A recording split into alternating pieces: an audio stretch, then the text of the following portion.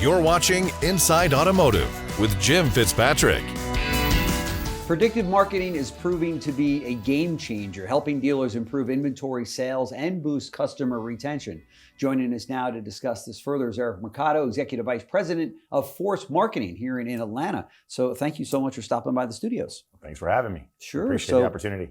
Let's kind of jump right in here. You work with hundreds of dealers every month. Are you seeing any common issues or problems dealers are looking to fix in their marketing?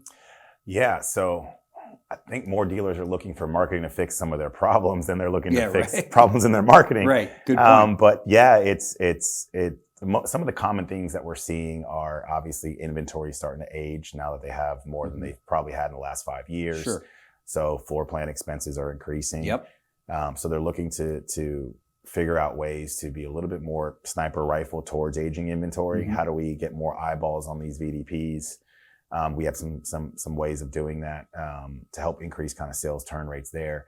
They're looking on how they can target prospects that might not have negative equity, right? That are in a good place to buy, right? Where affordability is maybe not as big of an issue. Okay. So a lot of different prospecting and identifying like these people are in market to buy and can buy right now, and their vehicle's in a good position. Right. And then are those files fewer and fewer because of the prices that people were paying for new cars 3 years ago? Where you look at it and go, they're not necessarily ready to buy right now. Yes, unfortunately, yes. It is. We are reaping what we sowed during COVID, right? Sure. Where we were charging 15-20% higher than retail on vehicles at a minimum, and high-fiving those same customers are now back in market. Yep. And unfortunately, they're not in a great position to buy. And that coupled with increased interest rates and some of the other affordability issues that we're running into in our country. Just the price of the car. Customers are keeping their cars longer. Yep. So when they do come in and they're told, hey, you're 15 grand, 8 grand, 10 grand upside down, they're not as privy to stay. Yeah. And that's a lot of what we're seeing in some of our larger volume dealers that we're selling cars that still at decent volumes during COVID are running into more and more of that. Is it the majority? No, but it is impacting their overall numbers. So we definitely are seeing that. And part of it is identifying the right prospect, right? Because there is a way to identify if a customer is in market and does have a vehicle that's in a good position on trade. And a lot of that's on how you leverage the data that the dealer already has at their fingertips, right? So do you have to go back further? Do you have to go back to those customers that bought a car 2018, 2019 that are still driving it? Because they are out there, right? They are out People there. are keeping their cars longer. Yeah. The technology, the cars are great. The technology is very similar to what it was, you know.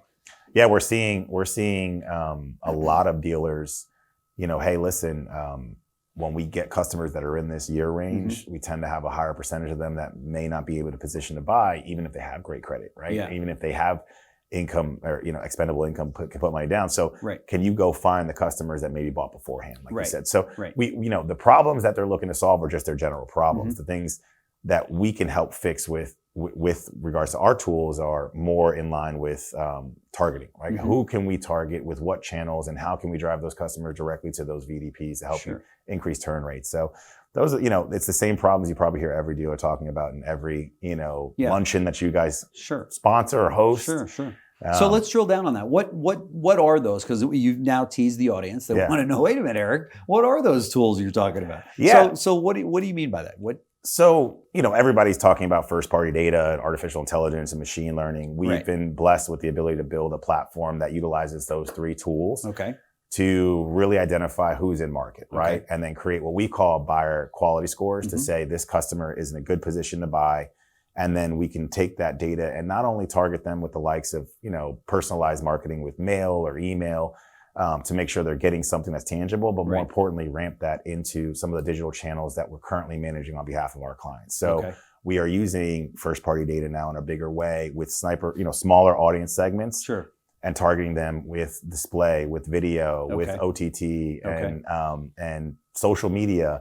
And then we're taking it a step further and saying, and we're only going to serve them the inventory that we need to move, and we need more people to visit to move. So it's really kind of taking this larger approach of managed media and drilling it down to vehicles that they have problems moving, not the vehicles that they have no problems moving that customers are going to come by anyways. And we're doing it through, better data management, better audience segmentation, and more importantly, where we've seen the biggest uptick is where we're landing them, right? And then how do we track those visits to the VDPs from those sources to an increase in turn rate? And if you can show a dealer that he had inventory sitting there for 60, 70, 90, 120 days, and that same inventory set, 60% of it moved in the next 30 to 45 days. Yeah, nice. And you can see what sources drove those conversions that led to sales. You got a believer on your hands. You have a believer. So we're seeing more and more of that now being kind of the movement versus just general broad-based media management, which is what our company's been doing for 18 years. Yeah. And we're at a point now with technology, and you mentioned AI, which is the big buzzword right now, and everyone wants to use AI to their advantage, especially in the area of marketing, right? I mean, if you've got this capability to determine this person has got the propensity to buy these vehicles, why not dish up an ad for those particular vehicles that are in your inventory, even though they might be your aging vehicles, right? Yeah. So it's funny because you got kind of a coin flip on what the sentiment's going to be when you talk to a dealer about AI. And part of it's because for the last year and a half, 2 years, they've been drilled in their head they need to use it. Yeah. But maybe not the most practical ways to use it, right? Maybe it's you have to use it, and the only way you can use it is in this tool. You got to pay for this tool, and then you have to get user adoption, and you have to train them on the tool. Right. And dealers need more softwares. Like they don't need more softwares. I mean, inevitably they don't, right? So they don't want to log into multiple tools. They want something that's, how do we use this in its most practical form? And artificial intelligence can be used in so many different great ways. And even and it's going to continue to grow. You have great companies buying other companies just to be able to leverage their AI now better. Yeah. But you guys at Force, you guys do that for them, right? You're utilizing AI, but you're doing it for them to go, look, you got the magic sauce. We'll sell cars. We'll work deals. We'll service cars. You drive the traffic. Yeah. So artificial intelligence for us designs and predicts which audiences are in market for sales or service based off of time and mileage, years of ownership, equity. Artificial intelligence for us utilizes better, ad propensity scores and then the themes of the campaigns, and identifies copy that's going to resonate with customers better. Wow. Deliverability in emails. So it's basically making it a little bit more actionable than the baseline case of using AI to respond to a customer because you don't have a rep in town who can respond quick enough. Yeah. Which is kind of table stakes, right? Yeah. So it's we're using it in a way to make our ads more efficient, make our audiences more efficient, and really help dealers just spend more efficiently and get more back, right? Where they don't have to pick up a tool or log into a tool or hire somebody to manage it. It's just showing up in the results, right? And the difference in what we're seeing in the results of what we're providing the dealers. Sure. From my seat here at CBT News, I talk to dealers all day long, and I also talk to vendors. Yeah. And it seems as though dealers are somewhat frustrated because they're coming off of these last 4 years where you didn't have to spend a whole lot of money in marketing to get a vehicle sold and maximize your gross dollars at the same time. And now they're kind of, holding on to that concept as they move, as the industry normalizes and their ad spending, they realize we got to spend more money than we've been spending in the last 4 years and maybe than ever before to get that buyer in, right? Yeah, and it's just a fact of life, right? It is. Spend more money now. It is. Everything costs more. Yeah, I mean, you watch the news. Your customers. Yeah, you watch. Everybody's political affiliation, regardless of what it is. Things cost more. Cost more than they did 5 years ago. Cost more than they did 10 years ago. Right. Cars cost more. Advertising costs more. Yeah. Right. Floor plans are 2-3x what they were just in a couple years ago for dealers, which is the highest expense they have. So they're feeling the impact of that. EVs being pushed into the market, different compliance. I mean, there's all these different ancillary costs that are just adding up. So advertising, theoretically, they're going, we don't really want to spend more on that. Most dealers look at advertising as an expense and not an investment. Right. And when you can get really granular with who you're targeting, why you're targeting, what your expectations are, and then see it as a material, in the material attribution reporting of it helped me here, our outcome goal was this and we hit it. It becomes an investment, not an expense. Yeah, when you can connect the dots for the dealer or the marketing team to say, to your point, you spent this, you got this customer in on this car, we sold this car, we made this much money, then they're all ears and they feel much better about it. Agreed. Rather than oh my God, we spent $100,000 and we didn't hit our number and we don't know where it came from. And we don't know if and I think every dealer would agree with this statement. I don't want to spend a lot of money, if the market isn't there right now. Yeah. You know what I mean? Because then they feel it's just a complete waste of dollars. But yes and no. I mean, I think it's figuring out the formula that works and then expanding on that. Yeah. So it's if these are the audiences that generate the best response and the return. Yeah. And then this is my cost per acquisition, my CAC cost associated with these channels. Yeah. And then I know that there's X amount of units in operation in these zip codes and this many people that are in position to trade or buy, right? Then I'm just increasing to that. I'm not broadly just saying, hey, let me put myself on cable and see what happens. Right. I'm saying I have the formula that generates the amount of leads, conversions, or showroom ups. And then it's just a matter of how do I increase my closing percentage, which unfortunately is not really on us, but on the dealer to make sure that their internal operations are in line with that increase in traffic, right? The worst conversations that our team has collectively across our 3 brands and our family are pretty much the same. It's the worst conversations we can have is when we get on a phone with a dealer and we say, hey, listen, we hate doing this because we know you're down 5%, but your leads are up 140%. Oh boy. And we have to tell you this is why. Listen to this phone call. Right. See this lead response. Look at this. Look at that. I bet you're real popular in the showroom among the managers. They're the worst conversations we have to have. Of course. But it's almost for us. They're needed. It's a defense mechanism for us to say we're doing our job for you. We're delivering great results. But unfortunately, there's only so much we can do. Right. We can't manage the way a person picks up the phone. Right. We've trained them. We can't sell the car for you. We can't sell the car for you. Right. And and also your vehicles have to be priced competitively. Yeah. And that's also another challenge we'll have with some dealers where, they might be competing with your volume or publicly traded players that are very volume focused. Yeah. And they're saying, I'm going to hold gross. Yeah. Well, your closing percentage went from 12% on leads to 9% because you're trying to hold gross. Right. And you said these are all bad or inactive leads. And then our BDC calls them and 36 of them bought cars from your competitor. Wow. And at a difference of $500, $600, $700. And you got that data to show them. And we can show them that. And when they do that, then they're like, all right, we need to change our pricing. So there's a lot of tools that dealers have at their disposals and a lot of different partners, all these different partners, not just us. There's so many partners in this space that have these tools. Yeah. Dealers just need to learn what tools can I access better to help my operations. Yeah. And then lean into those tools. Yeah. And then see, how do you lean on your partners to help increase those selling percentages? Trust the process. Yeah, trust the process. And part of it's just holding them accountable at the end of a month saying, hey, listen, you did all of this. Did you do your job? Did we hit the outcomes we designed, right? Our goals are to increase leads and increase showroom ups. Did we did that? Or increase retention, right? Did we do that? Okay, great. Did you guys do your job? Did you close the same or a better closing percentage on these? Right. Okay, great. Then we're going to be there's no arguments. We're having great conversations now. Everybody's moving forward. Right. It's double dutching through some of those other issues that we have, right? And everybody's pointing the finger. I come from the showroom floors, and you weren't in the meetings. I say you, the marketing person. Yeah. So we would often blame the marketing. Of course. You guys know who I'm talking about right now. The sales managers out there, they go, well, the marketing's got to change, and the marketing person's not there to defend themselves, So it was the easy target when it was like, where are the deals? How come we're not getting the deals? Well, we're marketing wrong and everything else. It's usually all crap. But I said that affectionately. But at the end of the day, it's so vitally important that the marketing team and the sales team work hand in hand to get the deals done. I will say that I've spoken to a number of dealers that have said to me, well, it's great that one thing we learned through COVID is that people are willing to pay sticker price for a car. Yes. Which is good news, okay? But that's when they can't get the car anywhere. Mm-hmm. Now that there is a lot full of cars, 120-day supply, they're not stupid. Consumers aren't stupid. Yeah. They read the same headlines we read. So now they know, wait a minute, not so fast. You got 14 of these cars back there, and they're aging. I'm not working the same deal that I did 3.5 years ago. Of course not. During COVID, and I'm paying sticker price.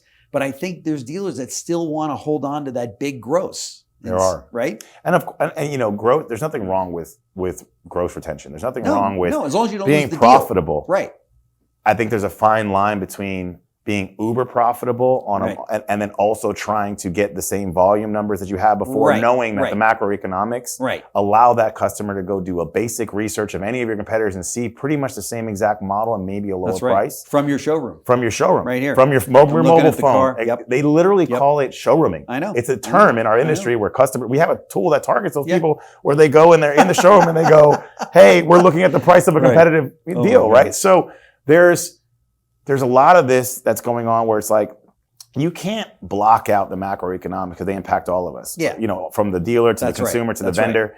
But what you can do is say, okay, what is our position on this? Do we want to retain growth? Then we know our volume's going to probably take a hit. Yeah. Right. And we're going to turn down some business and our closing percent might go up. That's right. Or do we have enough of a unique value proposition for the customer where buying from us adds enough value over the lifetime of their vehicle, whether it be a service package or something like that, where they want to buy from us, right? And maybe that's a different conversation that you can have. It seems as though they all want to buy from the dealer that they love. Yeah. But they want to buy it at the same number as that low ball dealer out there. They want to say, look, I'm willing to give you the business, okay? And I want to buy from you. You're my local dealer. Yeah. But this dealer over here has got on their website, or I called them or what have you, and it's $2,000 less, okay? But I want to buy from you.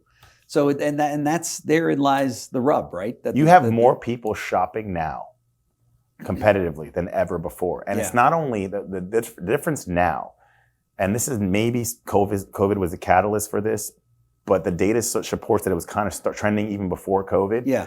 Brand loyalty has been diminishing for the last 10 years, right? I know. It took a much lower dip during COVID. It's kind of tapering back with certain brands carrying the heavier weight. Sure.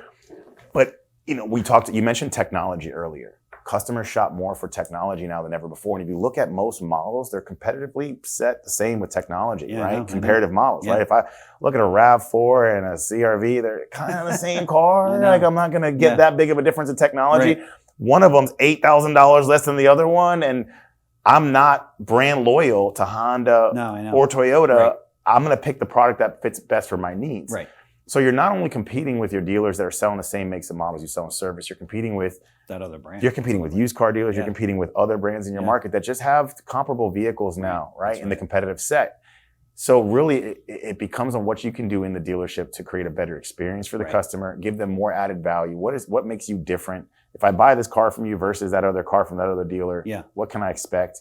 And I think a lot of that part of the conversation dealers are really leaning into now. You can see all these trainers are blowing up and, of course, and all talking about customer experience. But it really starts with getting the right type of customer in your showroom. Right. And there's ways to do that. And that's what our expertise is. And that's what we consult dealers on. Like, there's no one tool that can solve all these problems. And anybody who tells you they'd be the only marketing company or tool out there. I know. So it's really an individual conversation, identifying the goals of the dealership, identifying the market dynamics, identifying how we can chip away and get 1%, 2%, 3% better every single week with optimizations, and then get to a place where we feel really good with the flow of things, and then figure out where to invest more or peel back. So it's like a day trader, right? Like, you want your guy not sitting on these stocks. You want him moving things, right? You know, we want to do the same thing on behalf of our dealers, and we have been. I would imagine that you've got clients or prospects to be clients that call you and say, hey, Eric, come on in here, or you and your team, and I'll lay out everything that we're currently doing with our current vendor, okay? And be honest, tell me if you think you can do better based on how many opportunities we're getting, what the closing looks like, what the grosses look like, what the retention rate looks like, what we're doing in service and parts and such. And just kind of give them your opinion of that. Because obviously you don't want to get into something where you go, look, these guys are running a very efficient, marketing concept, and the dealer, I'm sure you've come across those. But at the same time, you're going to maybe come in and say, hey, I can help you in this area, help you in this area. Maybe you're paying too much for that, or whatever the case might be. No obligation, just kind of Yeah, we do audits for dealers. We probably do between 20 and 30 a week. Okay. Oh, wow. For prospective clients, where they give us access to analytics, they give us access to their CRM. We can dig in and see, high source level analytics of their traffic to their website, conversion rates, and then through the CRM, their conversions, their source of the conversions, and then what does that look like, and then be able to depict maybe you're overspending in certain channels or underspending in certain channels that are providing you more value. Or maybe it's not even an advertising problem. Right. And by the way, that, a very smart man taught me once the best way to teach a client that it's not a marketing problem is to do a comp shop. And when we do comp shops, it's so blatant sometimes where we're like, hey, listen, we submitted through Car Gurus. You're blaming Car Gurus. I'm not a plug for them, but say, conversion percentage is not where it needs to be. Well, guess what? We submitted it. No one called us for 3 days. Oh my God. Right. So like, and they think they got to spend more. And they're like, well, spend less with them and spend more over here because the BDC manager, calls that lead more because they've had a higher closing percentage on it in the past. Right. So there is that human element in there there is pay plans. Yeah, spiffs. It's true too. Spiffs. Yeah. I mean, hey, we need to sell more new cars. We're only spending money on new car advertising, but we're killing it in used. Yeah. Well, they make 3x the gross on some of these used, and you're spiffing them to move these vehicles. If I'm a salesperson, compensation drives behavior. That's where I'm going to push people. That's right. You came in for this new Telluride. Well, guess we got this 2-year-old Telluride right here with 13,000 miles. Right? Every single day. But it's human nature. I know. And by the way, and then they get a high five from the GM when they come inside and they go, well, I did my job, right? So he really came in on the used. I swear to God. Yes, I didn't switch him. He was looking at both. I just pushed him the way where we made more money, deal. Hey, dealers, that you're listening to us have this conversation now as things tighten up, and you know who I'm talking to. Obviously, those dealers that are saying it's a little bit tight out there. In terms of we're seeing maybe less sales opportunities, we're spending more in advertising maybe than ever before. It might be a good time to give Eric a call. He and his team, they'll come in, as he said, he does an audit. He does a bunch of them every week. And just say, hey, here's where we're at. You tell me, can you improve this situation? 2 things. You're going to say, well, you know what? I'm going to keep my current team honest. Thank you very much, Eric. Or, whoa, we're missing a huge opportunity here, and you got to help us out with this. So either way, it's a win.